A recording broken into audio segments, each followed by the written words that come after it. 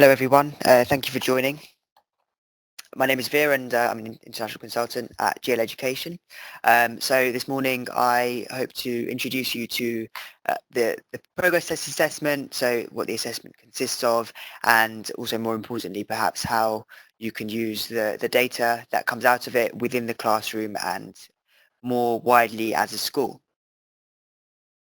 So just to briefly go through the objectives for the webinar. As mentioned, I'm going to talk about the structure of the assessment and the types of questions that it consists of, and also what the purpose of the assessment is. So how you can use it and what you can use it for. And linked to that, helping you to and supporting you to interpret the data that's provided in the different types of reports, and then go on to apply the data and the results of the assessment within the classroom and across the school as part of your regular assessment cycle. Before I talk more specifically about the progress test assessment, I'm just going to talk a little bit about how it fits into our assessment model as a whole at GL Education. So that's the diagram that you see on the right. It talks about ability, attainment and barriers to learning. So the ability third of it refers to the cognitive abilities test.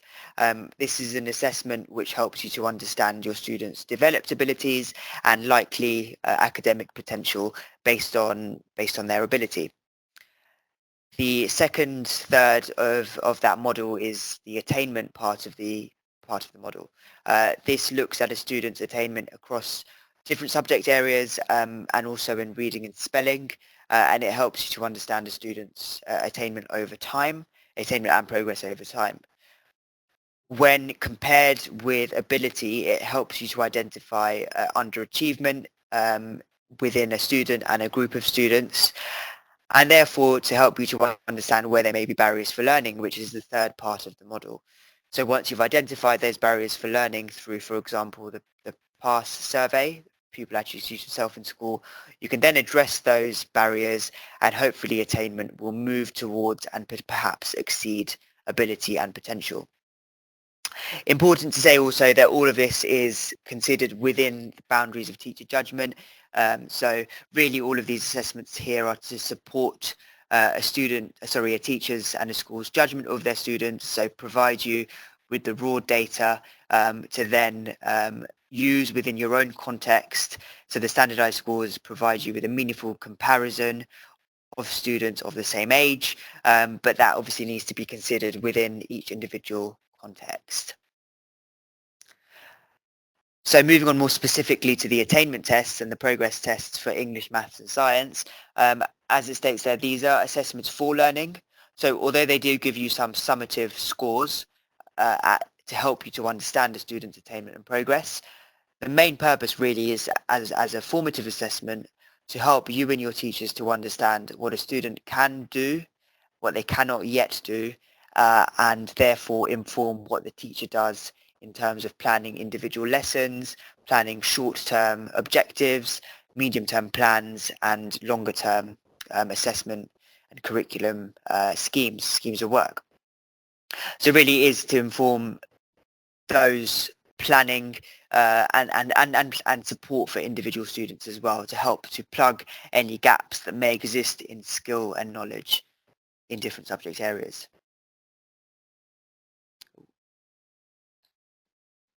Okay, so just to now briefly talk about the progress test series itself as a whole. So this is English, Maths and Science, available for those three subjects. It's a digital assessment which is done fully administered and completed fully online, and the questions are automatically marked, which means that there are instantly downloadable reports. These reports are available for whole year groups, for individual students, and there are reports which are tailored for parents to be sent home as well. It is designed as an end-of-year assessment to be taken at the end of every academic year, so schools can see year-on-year progress in the core subject, and they do provide information about topics that students have understood well and where there are areas for development, like I said, to inform planning for the next academic year. Analysis is given by different groups, so by gender, by students who have a special educational need and by those who have English as an additional language. And at this point, I think I should also say that it's an untimed assessment. So that means that the students are given as much time as they need to demonstrate their knowledge. And also, as previously mentioned, when used with CAT4, it can be used to help compare attainment with ability to identify underperformance. So more specifically now about each of the three subject areas. I won't talk about this in very much depth, but just to kind of give you a summary of what the assessment consists of. The English assessment is split up into skills and comprehension. Skills refers to SPAG, so spelling, punctuation, grammar. There's also comprehension, so looking at inference, retrieval, and also authorial technique as the students get older. And it's available from the ages of 5 to 15, so from year 2 up if you're following a UK curriculum.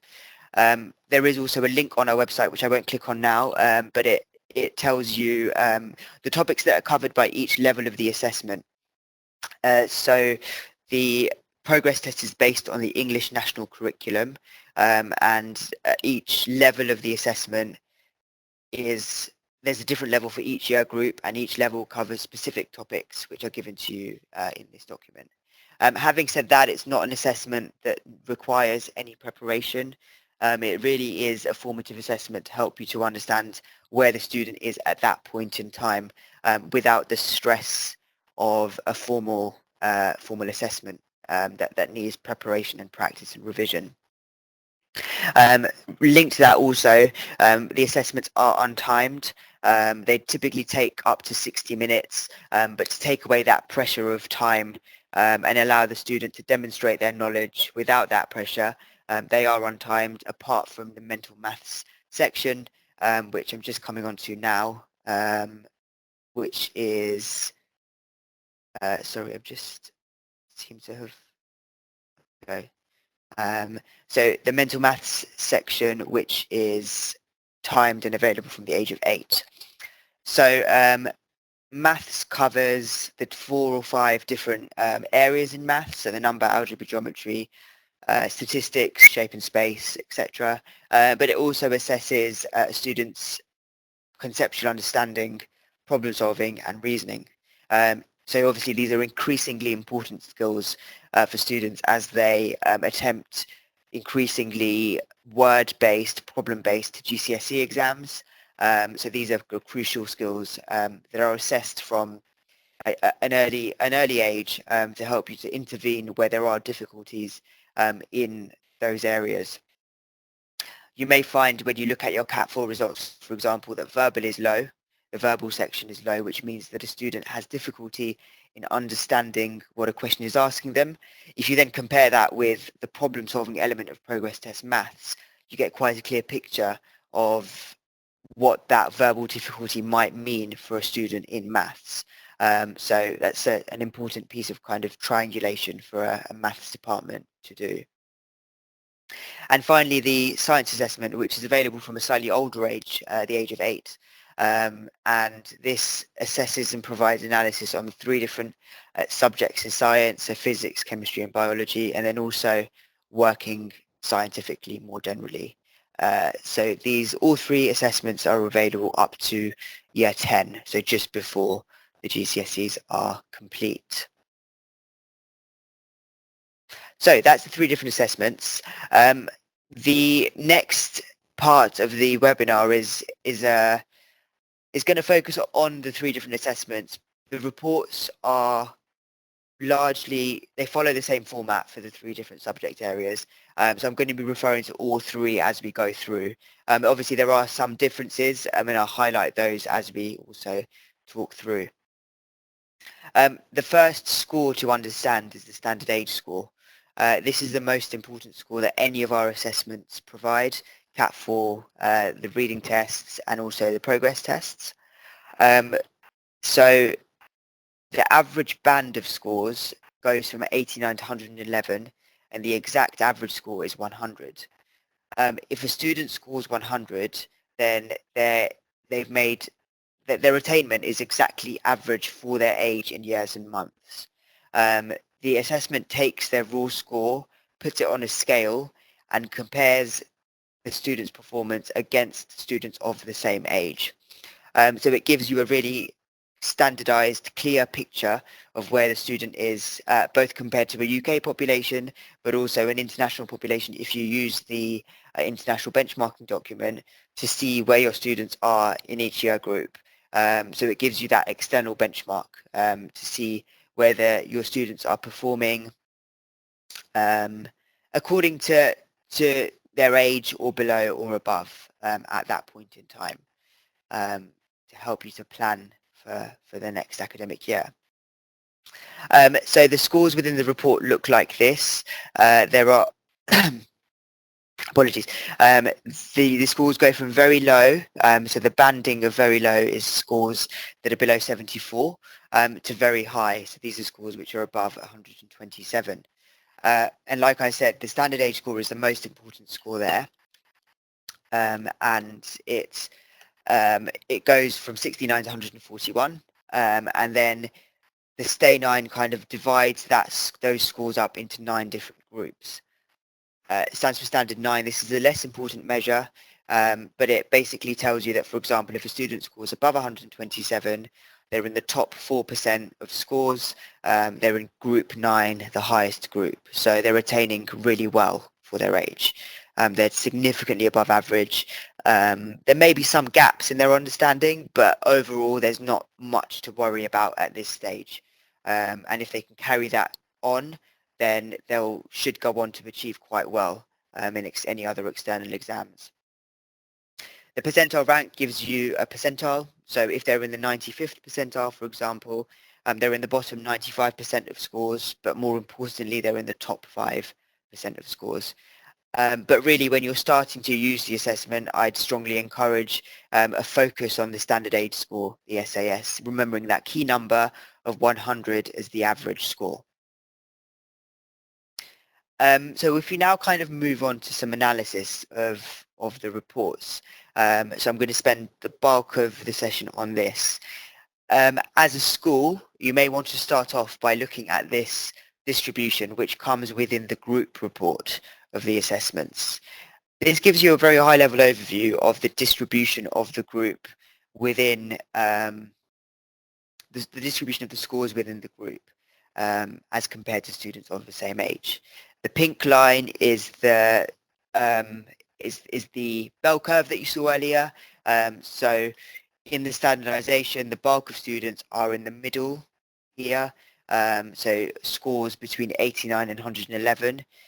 The majority of the students nationally, internationally will fall within that range of scores. So for this group, you've got a number of students above the average who are within 112 and 118. So 17% of students of this cohort are within that band. So they are students who are above average. They are students who should be performing well in the classroom. They're students who should be identified to make sure that they are being stretched in the classroom.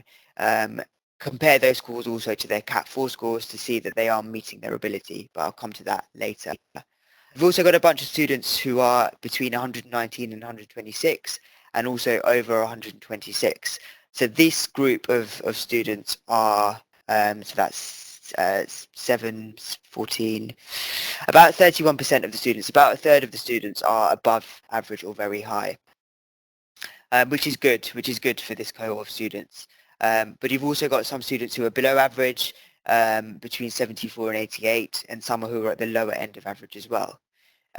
So this gives you a nice distribution of scores. The next steps to that would then be to identify who those individual students are, but we'll come to that shortly. You've got no students who are very low, so there are no significant concerns there, but obviously there needs to be some focus on these students who are below average, to make sure that they are being supported in the classroom, and also identify what their difficulties may be. Sorry, we've gone the wrong way. There is also analysis by different groups of students. So, for example, there's analysis by gender.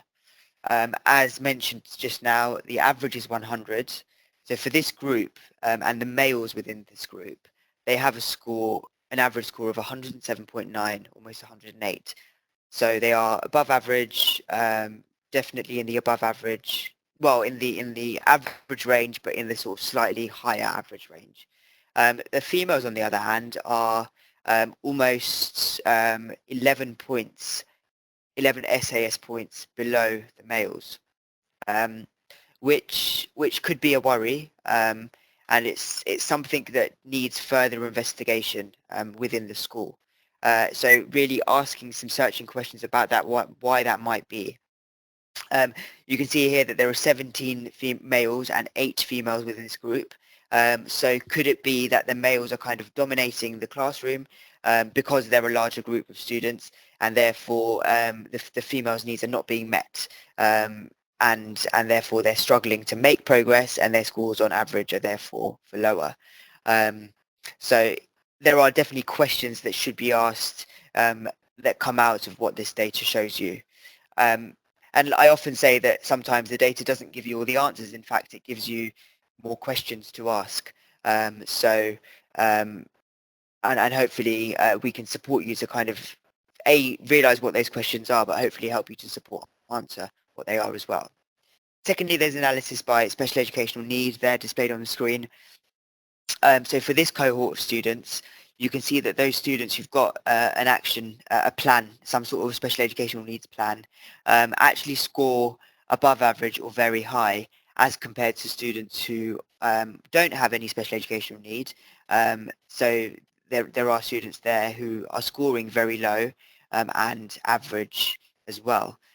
So this could mean that in any interventions that have been put into place for their SEN students are actually going very well.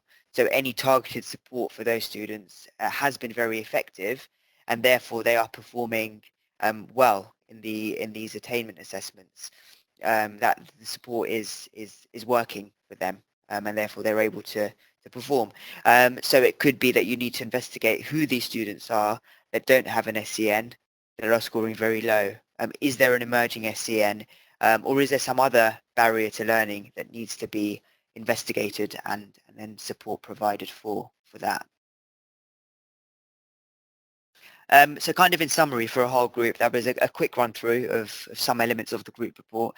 As you've hopefully seen, the group report helps you to see trends across whole groups and individual classes. Those reports can be run for whatever group you want. So you can run it for a whole year group, you can run it for an individual class, you can run it for an individual specific group of students to see what the trends are showing you. Once you've identified those trends, you can look at putting into place interventions and in the longer term for any school development plans, putting in targets and aims into those development plans, and help to support decisions around resourcing. So if you've got lots of low scores in a particular subject, there may be a need for extra resources in that subject, and the assessments can help you to identify where those resourcing requirements might need to go. Are there any areas in which a particular class has scored lower in? So does that mean that that topic area wasn't focused on in that academic year? So does that group need focus in, for example, reading comprehension because their teacher is focused on spelling, punctuation, grammar? Does that teacher not feel confident in teaching a particular subject, a particular part of a subject, and therefore do they need some development in that area? So that group report can help you to identify that. And also linked to that, do you need to adapt schemes of work so that you're focusing on a particular area that has been neglected in the past? So moving on now to a different part of the group report, which will then go into kind of the details for the individual. This is the the data listed as a table, as you can see. I'm not going to talk about all the columns here, but what are some of the important ones? Obviously, the standard age score, which we've talked about at length. You can rank this by SAS score, which is probably better. Here it's ranked alphabetically, but you can rank it by standard age score. You may also want to look at the number of questions attempted. It is untimed, but obviously you haven't got unlimited time within school to give students unlimited time to do the assessment.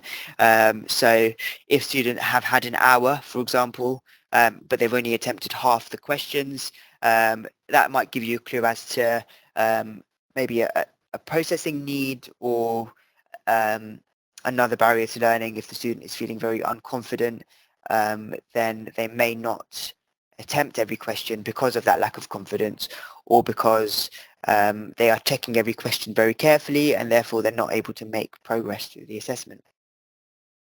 There is also, so the second to last and the third to last columns compare attainment in English skills compared to comprehension. So you may remember that earlier I mentioned the STAY 9, the standard 9. This is scored out of 9. So if you look at this student here, Anthony Jameson, in English skills he scores 3 out of 9. In reading comprehension he scores 7 out of 9. So clearly doing well in reading comprehension.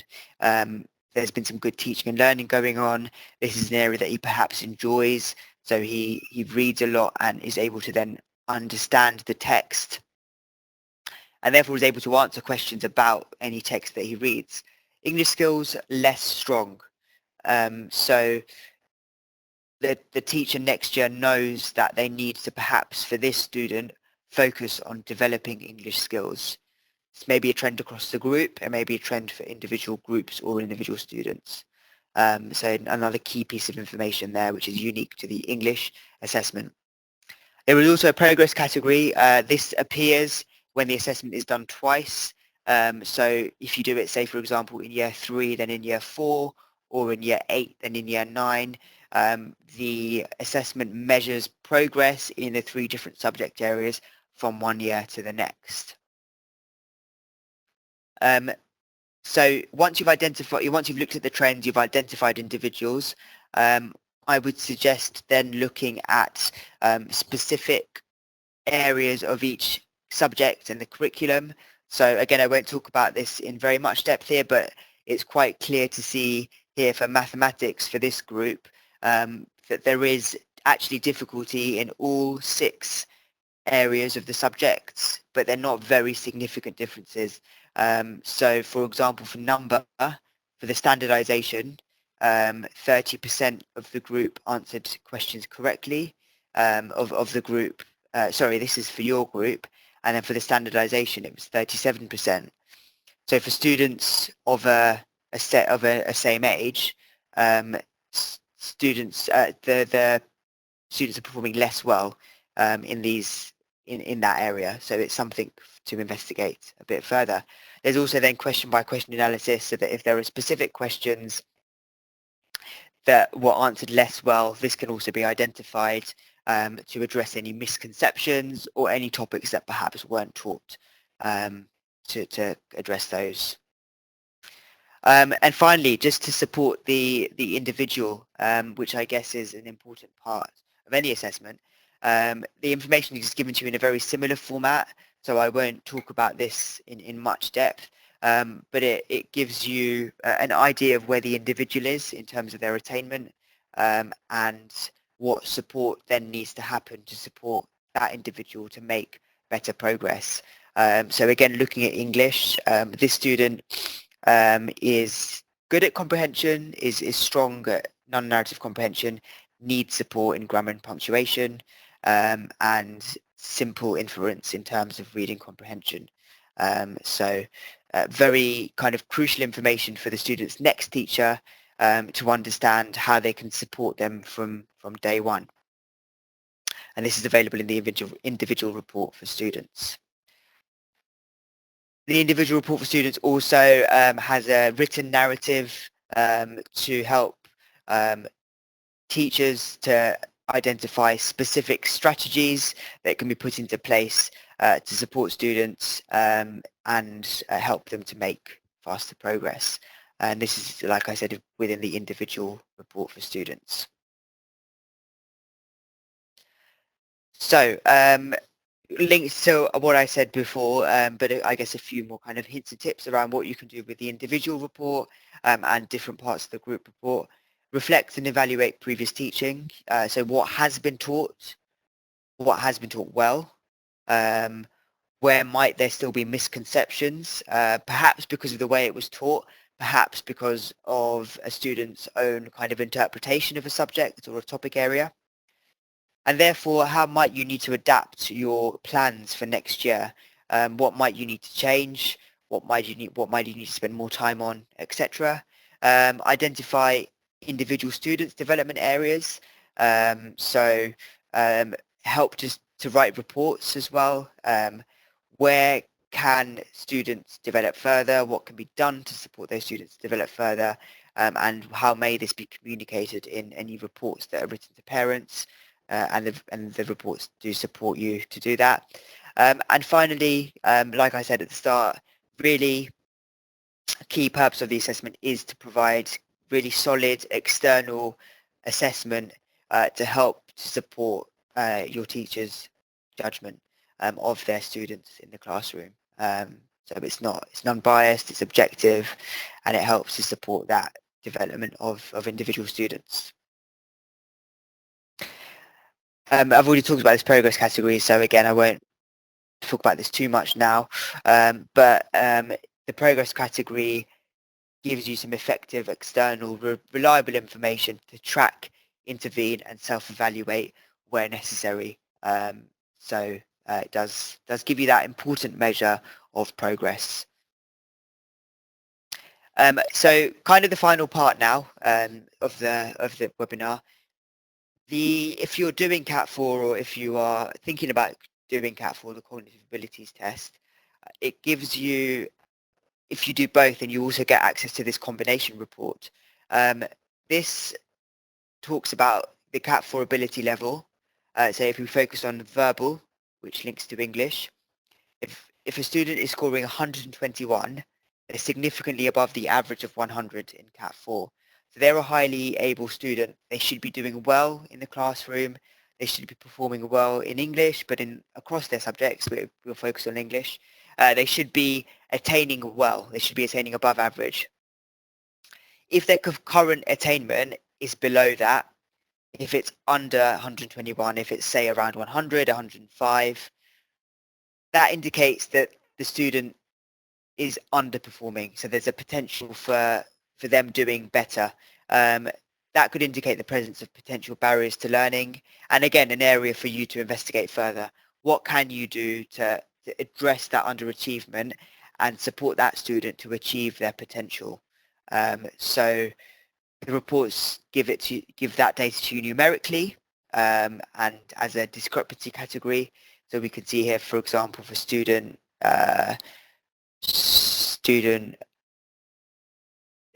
there any that are, student 6 in maths, scoring 113 in quantitative, only 89 in PTM, progress test in maths, much lower than expected attainment.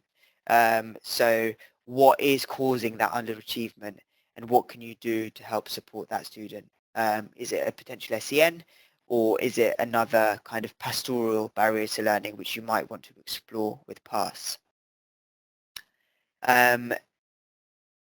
There is an example of a case study here, but I am running short on time, so it is on the website for you to have a look at. It's from the British School of Jakarta, and it talks about their assessment cycle and how they've put into place CAT4 progress test as part of that cycle, including the combination reports.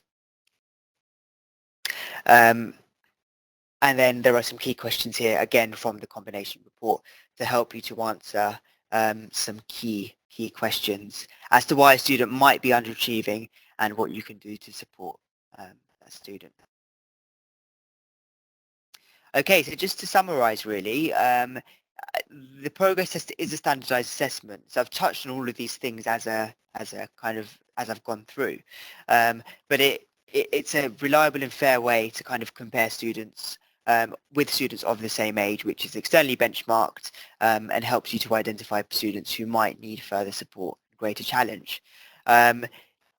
If you would like to listen to further webinars, there are examples on our website. There are some case studies as well. The links are there, but they're fairly easy to find on our website. And if you do have any further questions about progress tests or any other assessments I've mentioned, or if you require any further support, please don't hesitate to get in touch with us. So thank you very much for your time. I hope it was useful, and I'll hand back over to Andy now.